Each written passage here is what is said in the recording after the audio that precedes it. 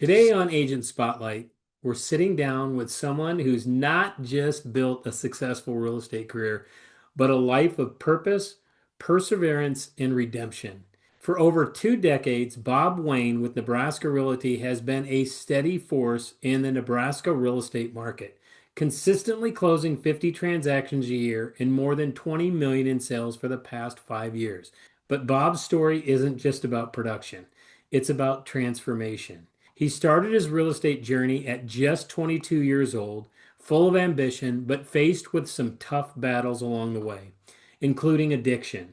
Through faith, he found a new direction and a deeper calling, one that changed not just his business, but his entire life. What makes Bob's story so powerful is his heart for people. He'll be the first to tell you relationships are everything.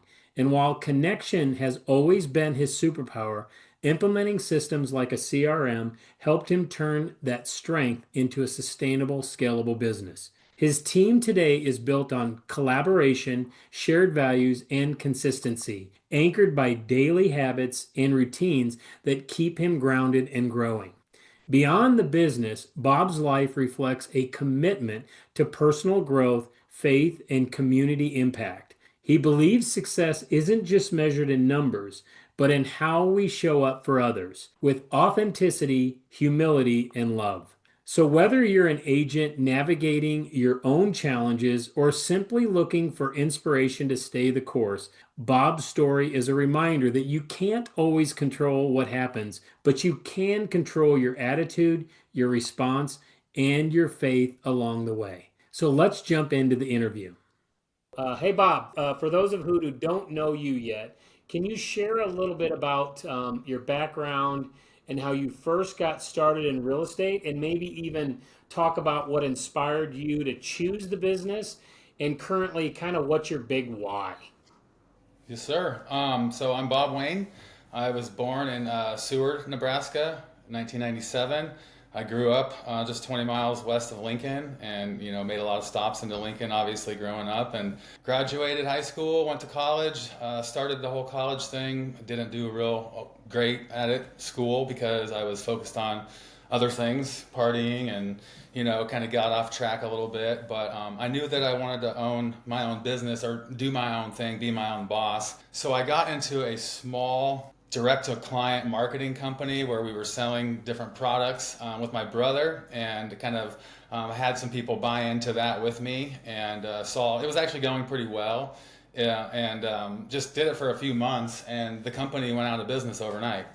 And so we had all these products that we were selling, and had just kind of was bummed out about that loss there. But I knew that I wanted to own my own business still, and I was trying to think of what business or what product would be something that's never going to go out of style or go out of business. And I thought about home ownership, and people are always going to have a need for homes, living in a home. So I decided to get my real estate license at the age of 22, and went to Larrabee School of Real Estate here in Lincoln, and kind of the rest was history. So that was back in 2002. Okay, and so you've been in the business for 23 years? Yeah, I just started my 24th year. So Okay. And so essentially what inspired you most was that you wanted to own your own business? yeah, I wanted to own my own business. I felt like I liked people. I like to help people. I wanted the flexibility that came along with it, and I just didn't really want to work for a boss. So I kind of felt like, owning my own business was a path that I wanted to do. And again, just kind of made sense. And then the real estate thing just popped into my mind, and I'm like, let's try that. So. So now you've been in it for two plus decades. Mhm. What's your driving force now? That's a great question. I have a deep desire to help people. I think it probably came from a need to feel validated, a need to feel wanted and accepted. And I think so back originally, I think that me wanting to help people was more of a selfish act, because I, wanted the accolation. I wanted the, people to be like, oh, Bob's doing good things. He's a good guy. And I wanted that validation, and ultimately it turned into something deeper, where now I help people because it's the right thing to do, and I see a need for it, and I can tell I'm really making a difference in people's lives. You know, helping them with their biggest sale or purchase that they're ever going to make usually. So. Okay, good, good. All right, so every agent's path has its ups and downs, obviously, in this Hmm. business. What's been Hmm. one of your biggest challenges in your career so far, and how'd you overcome it? Okay. So I started, like I said, I was 22. I was young. I hit the for sale by owner scene really hard because there wasn't a lot of, it didn't seem like there was a lot of agents that were doing that. So I drove around Lincoln. I got about, 100 or so for sale by owners, and I just started working those. I actually had a lot of success early on. The company that I worked for had a unique selling proposition. We weren't a 7%. I mean, most people would call a discount broker, but we gave sellers options. And this was a new thing back in the day where back then it was usually 6 or 7% was kind of the going rate, and people paid it or not. So I was having success. I was living the life. I bought a house. I rented out a couple of rooms to my buddies, and we were doing the partying. And I had the cars and the nice car Corvette. I bought a Mustang, and my success kind of I think got to my head a little bit, and my partying kind of spilled over into my work life, and it got a little bit out of control, out of hand. And so then my business started to struggle a little bit. This was 2009, 10. We had the market kind of crash and everything started to change, with the real estate industry in general. And so I was having problems, personal problems. I'll just be honest, drugs and alcohol kind of took over my life, really. And I went down a bad path for a while. But in 2011, Christ came into my life. I kind of hit a rock bottom spot and started to kind of go to church. And I was raised Lutheran, but didn't really. I had the head knowledge, but just didn't have the relationship. And I had a moment in July of 2011 where I gave my life to Christ. He opened up my eyes, and it was kind of an aha moment. And from that day on, I kind of went about things differently. I instead of having that need to help people and get praise from people, I just wanted to love people and love them well, and that's really when my business started to change because I was doing things the right way and for the right reasons. And it took 3 4 years to really kind of get my bearings and rebuild. But I had lost my house. I thankfully I never had to declare bankruptcy. I was able to get out of all that bad debt by just working hard and kind of changing the way that I did things. I budgeted and I got all the bad debt paid off, I think in 2015. And then once that happened, everything changed. It was just like the floodgates opened and my business just took off again in the right direction. And I just kind of built it off the right principles this time instead of, serving people to make money and make them happy to feel good about myself. I was serving people out of love and, God's love for me. I just wanted to show that to other people. And I saw that people were attracted to that and that I could actually make a difference, not only with helping them with their, real estate, but just with life in general. So I really saw how discipleship and my business work together for the good ultimately. And that was Okay. a defining moment, and that's kind of when everything changed. I know off camera, you had said that your organizational skills weren't all that great or haven't been your strong suit, but Right. relationships have been, quote unquote, your superpower. Obviously, relationships are great. You go deep into relationship, you start to get referrals, you start to, not only get referrals, but help people buy and sell real estate. But what would you say is one of your main daily habits in regards to real estate? Because you're, how many deals are you closing a year?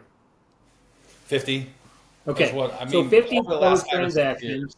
Hmm. Okay, so that when you start to, I believe that when an agent starts to hit that 30 mark, 35 mark, 35 transaction mark, that they start to feel the pressure of, and again, it just all depends on how many buyers you're working with, how many sellers you're working Hmm. with, but Yep. you start to feel that pressure of of the need of help, right? So the need of whether it's lead gen tools that can help you generate leads, or it's somebody like a transaction coordinator, a personal assistant that is helping you with your marketing and that type of stuff. So how have you seen in the last 3 to 5 years that has affected your business?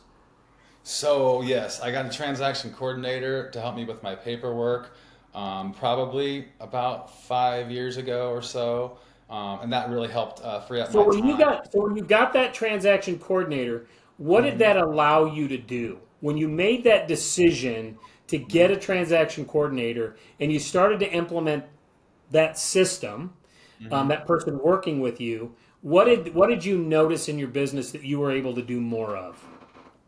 Well, it allowed me to do a better job of just doing what I do best, and that's meeting with people one on one and connecting with them that way.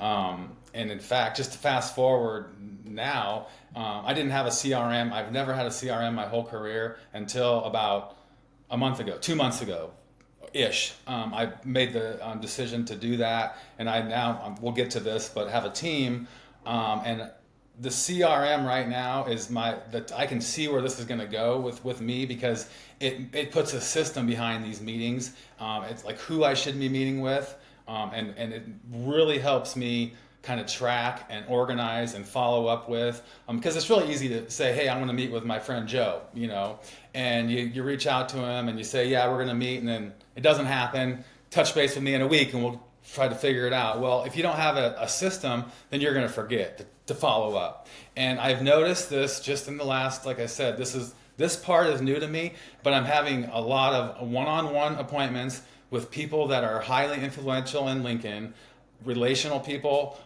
friends of mine, people that I've helped past clients, and I can already see where this is going, where it's going to go with my business for next year and then all the following years to come. But I can really see that it's going to keep me top of mind, which I already have done a really good job of staying top of mind people through my marketing and stuff like that. But there nothing beats the one-on-one appointment or coffee or lunch with somebody that's an influential person, basically. How many times would you say you do that a week? So my goal for November was to do 12 of them.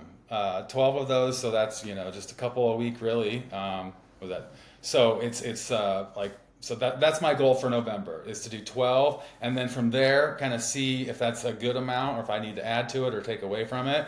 But so far, it's been amazing, and the people that I'm meeting with also are I can tell they're authentically excited and grateful that I reached out. They're like, "Oh my God, I'm so glad that you reached out. I've been meaning to reach out. I want to do more of this in my life. It's just, taking the first step and doing it. And Hmm. it's been Yeah. awesome. Yeah. It really has. So, Yeah. Well, one of the things that I've always taught is that, is a marketing system, right? And I lovingly call it the top of mindness marketing system, right? So it's like when I put it together, I'm like, what are the ways to connect with people? Well, obviously, you and I have been in the business before, like internet, like, or, right.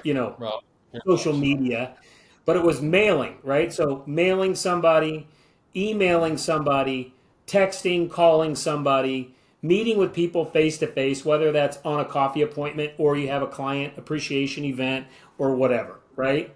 And so what I'm hearing you say is that by getting a CRM is that's going to allow you to stay more organized, and being more organized will help you, it'll take that pressure off of am I staying top of mind, right? Correct. And Absolutely. I believe that, again, great book to read is The Compound Effect by Darren Hardy, where he Yep. essentially just talks about consistency, right? Yep. And I just Yep. shot a video on this about consistency, and that is just find one thing. So let's say your Yep. one thing is coffee appointments, hmm getting together with people, right? And you do three a week, which that's 12 a month. You do hmm three a week, and you do that 40 weeks a year, right? hmm So that's hmm 120 coffee appointments a year that you're Yep. staying top of mind with people. And if Yep. they just sent you one deal, because here's what I believe the reason why people refer us is because they run into somebody or themselves that they go through a life event, death, Mm-hmm. marriage, kids, downsizing, new job, whatever it is, which always usually, or not always, but for the most part, creates a potential buy or sell of real estate. And Yep. that's at the point where you want to be top of mind when they're having this conversation, not in front of you, right? And Absolutely. so that's key because I'm sure that when you go on these coffee appointments, you're getting referrals within a day or 2 or 3 days of that coffee appointment. And sometimes Mm-hmm. it's longer, right? Mm-hmm. Because if you are meeting with influential people, people that Mm-hmm. meet with people on a daily basis, right? Mm-hmm. They're more likely to run into somebody thinking that are going to be making a move, right? So Absolutely. that's cool. Absolutely. That's great. Awesome stuff. So you've been through some incredible highs and some deep lows since you've obviously been in real estate, including, you had mentioned that you had to do a complete restart back in 2011. Mm-hmm. Can you walk us through kind of what that season looked like for you, and what was the change in your faith that because you said that you kind of brought that into the conversation was part of your Mm-hmm. journey? Mm-hmm. So it really actually required me. I didn't fully get out of real estate, but I put real estate on the back burner and I didn't do much real estate at all for a few years. I was just working on me and working on, again, my sobriety. And in that season, I also like my faith in God and God, opening up my eyes to salvation is really what gave me the strength to do that. If I hadn't gotten that through him, I probably wouldn't be here today, honestly. Like, I probably would be dead, to be 100% truthful. Um, and so it was just a lot of rebuilding. It was a lot of working on myself. I went from being grossly overweight. I was over 300 pounds at one point to being in shape. I'm 225 pounds now. I got all the way down to a lower weight. I was too skinny though at that point. So I worked on my health, my community. Did a lot of giving back, mentoring. I started mentoring a young man named Raymond, who when he was 8 years old, and I've been mentoring him for the last 13 years. He's 21 now. He's also a realtor in the business, and he's also on my team. So that's pretty darn cool. I did some things with Bible Club, City Impact, the Lincoln City Mission. So I just did a lot of charitable work and just rebuilding my life and working on me. And I went actually out and got another job too. I mean, I was working another job to pay the bills while I was kind of doing this rebuild, just because real estate, I never got out of the business, but I really put it on the back burner for probably a good 2 years. And then at that point, it's kind of started to layer back in a little bit, and so that's kind of my process of just working on myself. Well, when I again, I always try to bring back some of these conversations. Obviously, I haven't coached you through your career, but one of the things we talk about is God, Mm-hmm. family, Mm-hmm. personal, and faith, right? Mm-hmm.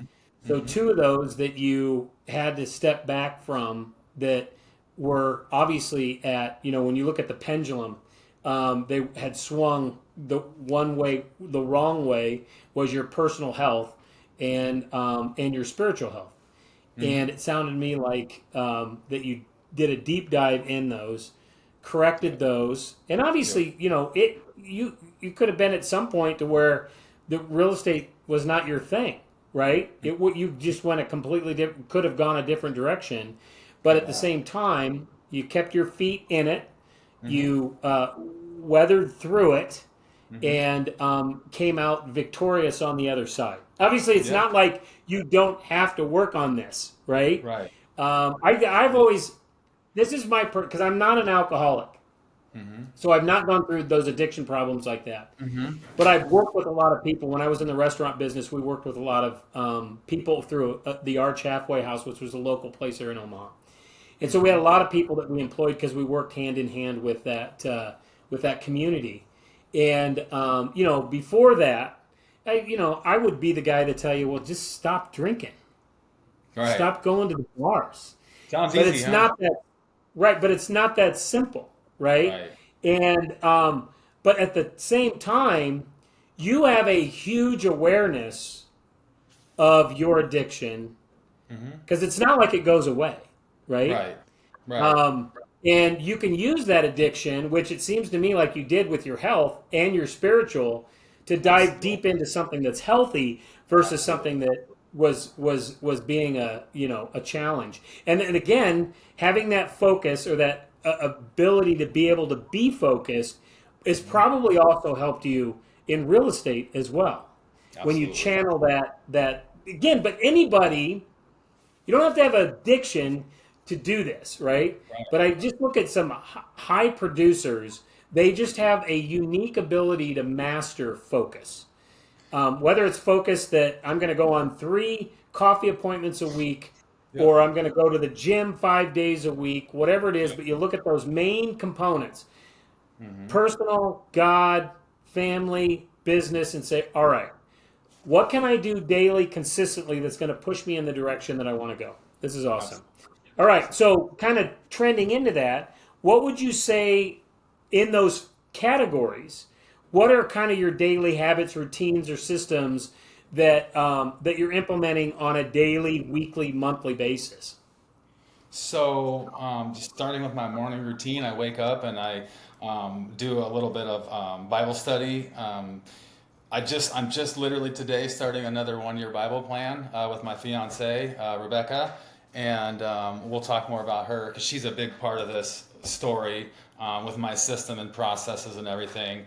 Without her, honestly, I don't know that I would have gone down the path of the CRM and all these things that I have. I probably just would have kept doing it how I was doing it, which is fine. But so I start out with my Bible, kind of do that for about 30 to 45 minutes, take my dog for a walk, get up and have a coffee, and then I head into the office, check my CRM. It shows right in front of me what my tasks are for the day, who I need to follow up with, who I need to talk to. It has all my appointments right there. And then I kind of start working my day from there. I like to lift weights, exercise. Early afternoon works well for me, so I go to the office. I get there about 8:30 or 9, and then about 1 o'clock I like to go to the gym. Between 1 and 3, and then when I get done with that, I kind of come back, let my dog out, kind of maybe take him for another walk, check the CRM, see what appointments and stuff I have, kind of the rest of the day, and weekly I go to church with my fiance. I try to travel at least once a quarter. I have that built into my system. And then yearly, I do a retreat, a silent retreat at the Cloisters on the Platte. And also, throughout the last few years, I've done some other like men's ministry, like retreats and stuff like that. So those are one of the ministries is called Harbor Ministry, and the focus is for busy professional men to take time away to learn how to incorporate these rhythms into our lives, take space away from our busy careers, and connect with God on a daily, weekly, monthly, and yearly platform, really. So I learned a lot So, through that. so from a business standpoint, it sounds like your CRM is kind of your go-to as far as calling people to set up coffee appointments. How big is your CRM? I have at 502 contacts in it right now, as Okay, of so 502 contacts. These are obviously all, these are not, just for the listener, these are not a bunch of buyer leads that you bought, a bunch of seller leads that you bought. These are actual people that you have had conversations with over the years, and you've yeah, just accumulated these people, past clients, some of them, yes, yep, and you've just accumulated their information, and now yep, you're using the CRM to be more organized and staying top of mind with them. But your yep, key lead gen, if you will, is reaching out to people in your database. yep, absolutely. And do you have any specific dialogue other than, hey, Bob, what's up? A lot of it, no, it's not. A lot of it, I'll text them with the goal of wanting to get together. Right. So text them just to follow up, see how things are going.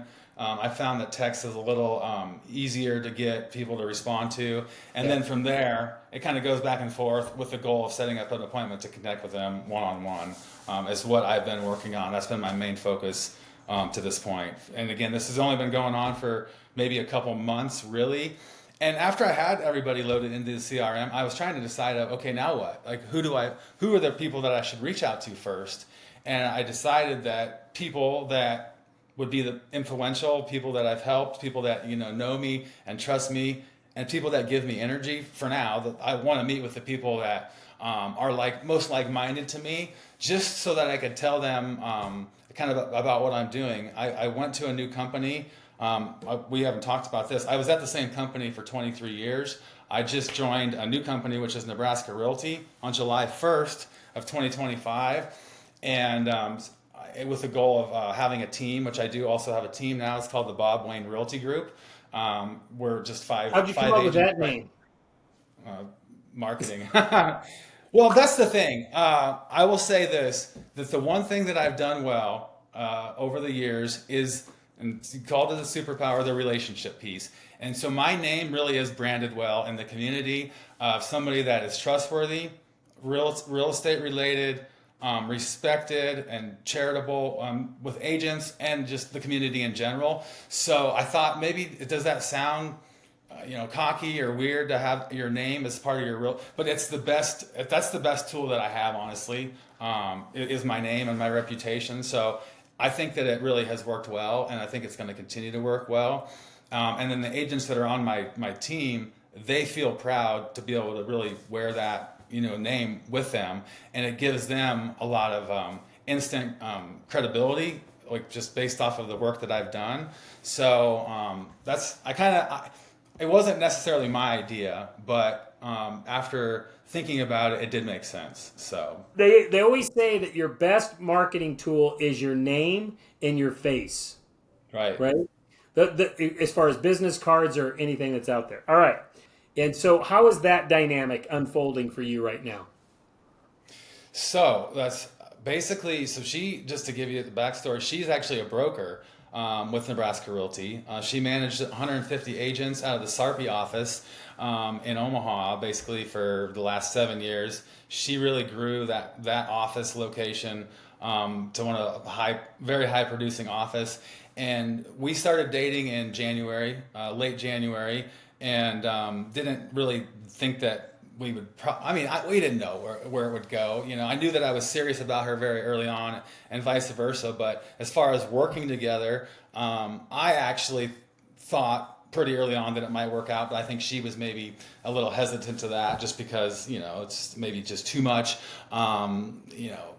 personal business and all that together might be. But it's actually worked out really well, because her strength is processes, systems, paperwork, and all those back end things. And my strengths is the people and the relationships and and the meeting with everybody. And so you put those together, and she's really good with marketing too. And you create like a super agent, really, in my mind. And so she's been a huge part of that behind the scenes, getting me focused and helping me understand and like the CRM and all that stuff. So she's been a huge driving force behind that. And without her, I probably would just still be doing what I was doing, which is fine. I mean, 50 sales a year for an agent. I'm going to do $20 million this year, which is great. I mean, most people would love that. And I could take that and leave it there, and her and I could work together, and we could probably do $20 million a year. I wouldn't say it wouldn't be easy,